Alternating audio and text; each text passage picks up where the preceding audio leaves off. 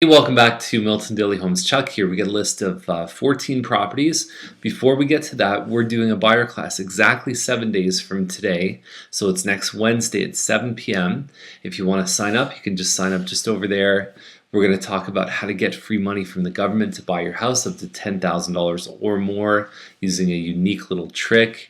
And I say a trick, it's not shady or anything like that. It's just a different twist on the existing home buyers plan that most people know about, where you can take money from your RSPs to buy a house. Really, really fantastic way to do it that very few people know about. We're going to talk about what to look for at a home inspection. We're going to look at the steps in the process, how to get access to homes before any other buyers, how to get the best interest rate, and we're also going to talk about how to pay off your mortgage sooner and all kinds of different tips and tricks.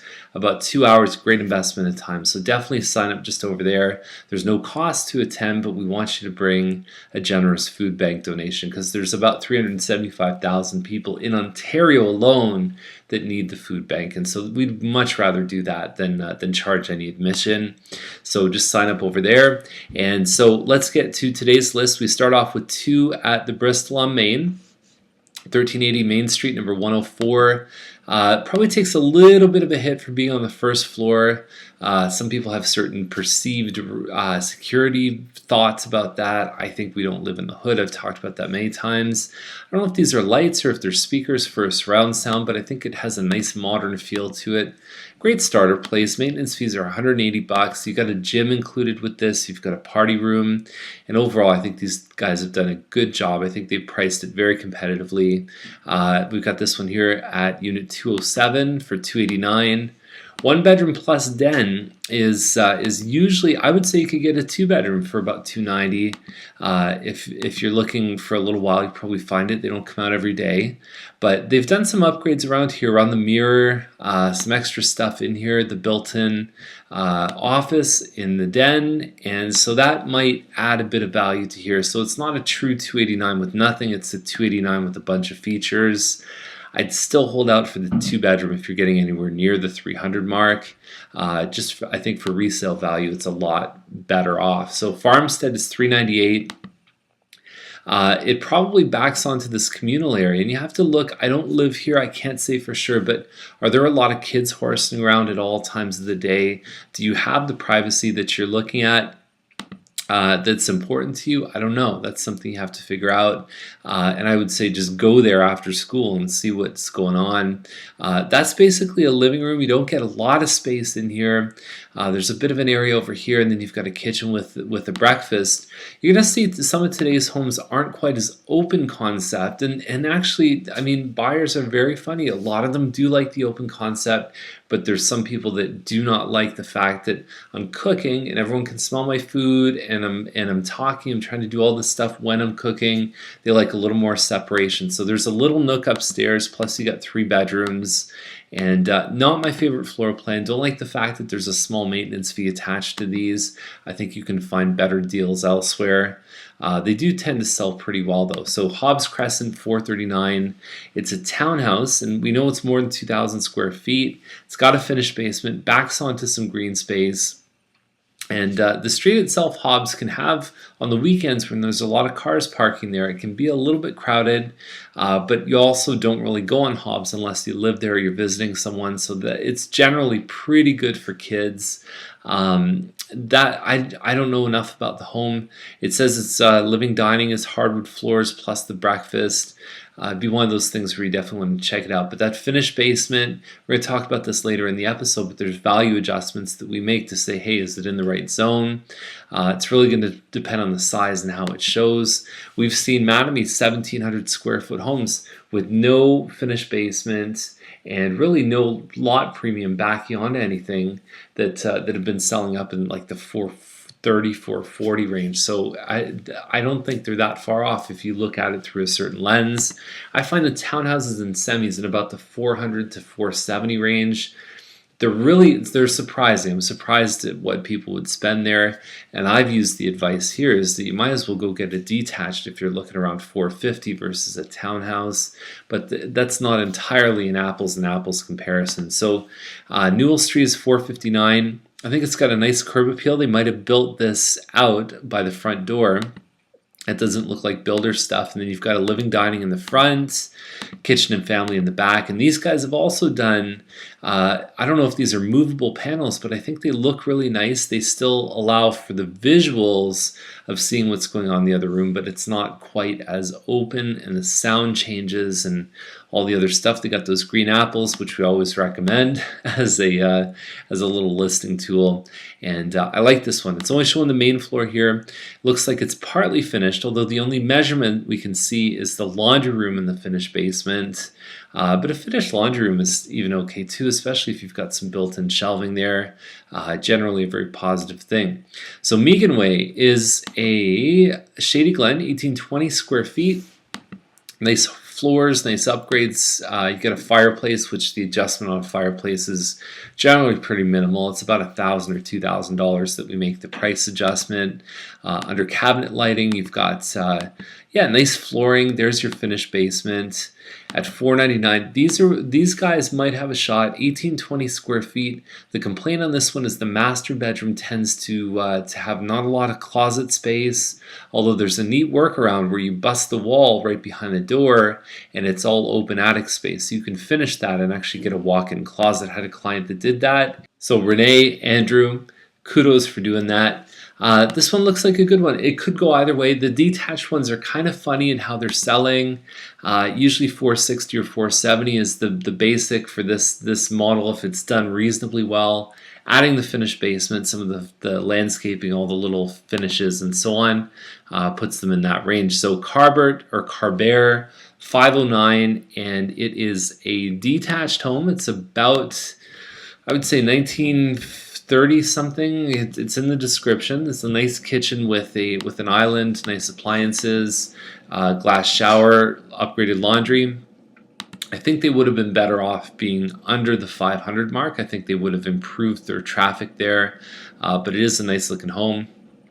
Bradley Terrace is $535, and so what you're getting here is one big open room. You've got some crown moldings, you've got some upgraded floors, and the kitchen looks okay. They've replaced the vanity there to give you a bit more storage space, and the basement looks really good too. Excuse me.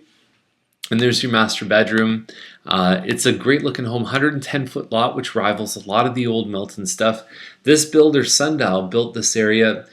Bradley, Zimmerman, there's Holdsworth on the other side, right around Kennedy Circle, south towards Louis St. Laurent. And they're great. These are great homes for clients that kind of like the old feel. They like a little bit more yard space, but they like some of the newer stuff as well. These are nice homes for people who like a bit of the new and a bit of the old. $535 looks like a good price, especially because the same model just sold on Deacon, which is a busier street, and it sold for more than asking, and even more than what these guys are asking for. And I think that this one actually shows a little bit better. Holdsworth is $549. Same builder. It's about a 100-foot lot versus 110 in the previous one, and it actually looks like a very similar floor plan. I'm not sure if it is. It's hard to tell from some of these pictures, but it's around the same size. I think this one may be a touch bigger, and it also has it looked like a finished basement. I guess it's not a finished basement, but one of those photos definitely did. There's no indication here of a finished basement. I would take the previous one any day. This one in Derry is just a little bit west of 6th Line. It's on the south side of Derry. It's a 2-bedroom home, and there's not a lot of photos loaded for this one. It's 140 by 160. So there's future development. I think if you read the description, you'll definitely get a sense of what may be coming here. So you definitely want to do your homework from the planning, from the zoning perspective. But the other way I look at it is somebody who's looking to put something in there from a business park, commercial, industrial kind of use. What can you do on 140 by 160? You'd probably be looking at what's going on around me, who owns the land around me, what's their plans. So you'd want to do a little bit more homework because that's going to determine your holding period for this piece of property. I think to some extent you're shackled by what your surroundings are planning on doing as well. So Stringer is $589, and we've got a balcony up on the second floor. You've got some nice high ceilings here, and this one here is about 24 something square feet, 2,500 square feet. You might get the angle. It looks like from the driveway you can see the escarpment, plus there's some nice green space, a little trail there. We have seen this size of home, I think, with good quality sell around this price, so I think they put it at the right number. Farmstead is probably one of the plants that resembles the wood lily. It backs onto a pond, which certainly has some value. I would say probably the adjustment for the pond could be anywhere from, I would say, $15,000 to $30,000 in general. So at $625, they had their closest comparable is the one that just sold on Yates for around $620, and this one has a nice kitchen. This one doesn't have some of the hardwood and so on, so they're in the zone, but I think they still got beat by one that sold for slightly less than what they're asking. Either way, I think they're in not a bad place at all. It is a nice floor plan. You have the staggered garage, which means you lose the driveway space, but you gain a lot more space inside. We've got this one on Hinchy here. Walkout might add, between $5,000 to $8,000 in value, maybe 10. You look at the fact that it backs onto green space. That's a good thing. You can see that you've got 9-foot ceilings on the main floor, and it looks like a decent house. 114 deep is definitely a good lot premium. Anything over about 100, 110, you start to get into that feel of the old Milton style of property. And so it doesn't say how big this one is. It was hard to tell from the pictures, but it's looking like a decent home. And then we got second line here at 1.4. The big value on this one is the 98 acres it has, although there are some conservation sections, so you do want to look into that. I think it's to call the listing agent. You can also call us and we can inquire in for you.